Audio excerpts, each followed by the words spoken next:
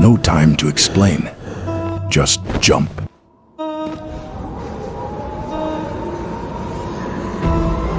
Sorry to break it to you. You didn't die this time either. But what comes next is 10,000 times more intense than death. You are a coward. You killed your best friend in a drunken rage. You massacred an entire city, men, women, children. Just to send a message, you dragged your men across a desert where they drank mud and licked stones. And when they begged to go home, you said no. You are a tyrant, a megalomaniac, a man who cried when there were no more worlds to conquer. Not because you loved your people, but because you loved your own glory. But that is only half the story. And today, you will live the other half. Because you are not just any Alexander. You are him. And you are about to discover why the world still whispers your name. 2,000 years later, you open your eyes. It is the 3rd of July, 56 BC. You are lying in a cradle in the palace of Pella, capital of Macedonia. Your father is King Philip II, a one-eyed brutal warrior who conquered half of Greece while you were still learning to walk. Your mother is Olympias, a woman who sleeps with snakes and claims your family descends from Achilles and Hercules. You grow up fast. At 10, you tame a wild black horse named Bucephalus that no one else could ride.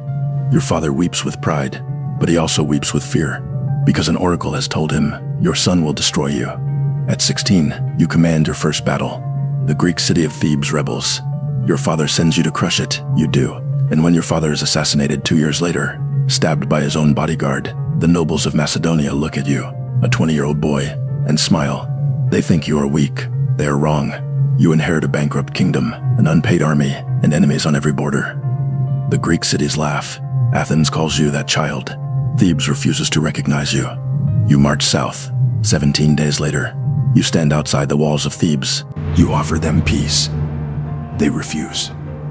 You storm the city. 6,000 Greeks die. 30,000 are sold into slavery. You level Thebes to the ground. Every house, every temple, every stone. The rest of Greece kneels immediately. You are 21, then you look east. The Persian Empire, the richest, largest empire the world has ever seen, lies across the Aegean Sea. Your father had planned to invade it. He died before he could. You will finish his dream. You gather your army. 35,000 men, no navy, no supply lines, no plan for coming back. Your generals ask you, what if we lose? You answer, then we will lose, but we will not come home. In May 334 BC, you cross the Hellespont. You throw your spear into Asian soil and claim it for yourself. The Persian king, Darius III, sends his satraps with 40,000 men to stop you at the river Granicus. Your generals advise waiting until dawn. You laugh and charge at noon. Your horse is killed under you. You fight on foot. Your helmet is split by a Persian sword. You kill the man who struck you. Then another. Then another. By evening, the Persians are dead or drowning. You march down the coast, taking every city. At Gordian, you find an ancient wagon tied with a legendary knot. Prophecy says whoever unties it will rule Asia. You look at it, pull out your sword, and cut it in half. It makes no difference how you untie it, you say. Then, in the 3rd of November 33 BC, you meet Darius himself. He has brought 500,000 men. You have 40,000. The night before the battle, your generals suggest a night attack. You refuse. I will not steal a victory, you say. I will take it in daylight. At dawn, you lead your cavalry across the river. Darius watches from his golden chariot in the center. You ride straight at him. His elite guards break. Darius turns his chariot and runs.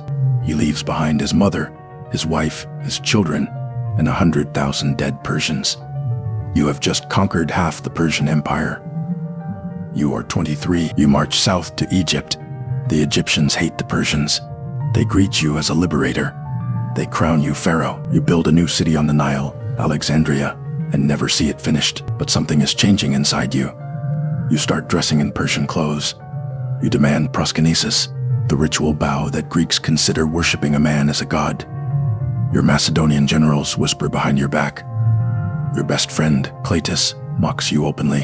One night, drunk at a feast, Cleitus reminds you that you owe your life to his father, who saved you in battle. You grab a spear and run him through. The room goes silent. You look at your hands. You have just killed the man who saved your life. You lock yourself in your tent for 3 days. You do not eat. You do not speak. You whisper. this is what I have become, but you do not stop. Darius has raised another army. 1,000,000 men, they say, at Gaugamela, in the heart of Mesopotamia, on the 1st of October, 331 BC. You face him. The Persians have chariots with blades on the wheels. They have war elephants. They have a line that stretches for miles. You wait. You let them exhaust themselves. Then you find a gap, a tiny space where their left wing meets their center. You punch through with your personal cavalry. Darius sees you coming. He flees again. This time, he does not stop. He runs to the mountains, hoping to raise a third army. You chase him for 400 miles. When you catch up, his own men have killed him, stabbed, and left in a wagon. You find his body. You take your own cloak and cover it. Then you send his remains to Bucephalus for a royal funeral. You are now the King of Kings, master of the largest empire in history. You are 25, but there is no peace in you. You march east, through the mountains of Afghanistan, through the deserts of Central Asia. You fight Scythian nomads who shoot arrows backward from galloping horses. You marry a local princess named Roxana. Not for love, but because your men need to see you accept their women. Then comes the hardest part of all. You reach the banks of the Hyphasis River, modern-day India. Your men refuse to go further. They have marched 20,000 miles. They have not seen their families for 8 years. They stand on the shore and weep. You try to persuade them. You speak for hours. They will not move. For 3 days, you lock yourself in your tent. You do not come out. On the third day, you emerge and announce, "We go back." It is the only order your men ever heard you give that was a retreat. The return journey destroys your army. Half your men die of heat, thirst, disease.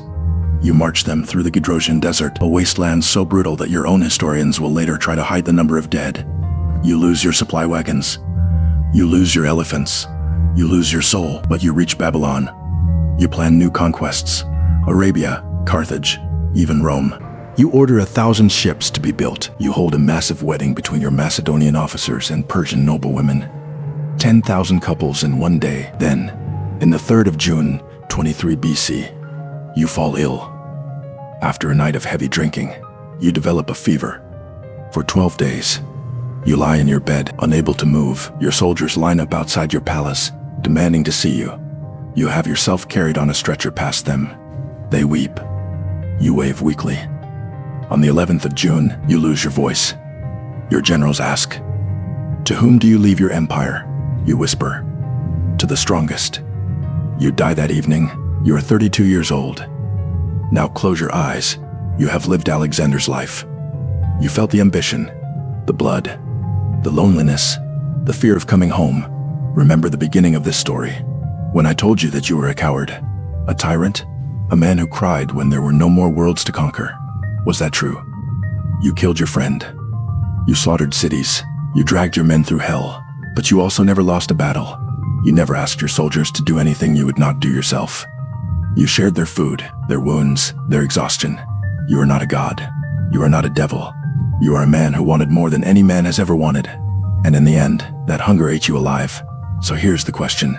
If you knew how it ended, the fever, the betrayal, the empire torn apart by your own generals, would you still have crossed the Hellespont? Would you still have cut the Gordian knot? Would you still have wept for Achilles and chased the edge of the world? You don't have to answer now, but if you're anything like Alexander, you already know the answer. Thank you for watching. This is your Legend Subscribes, and live the legend.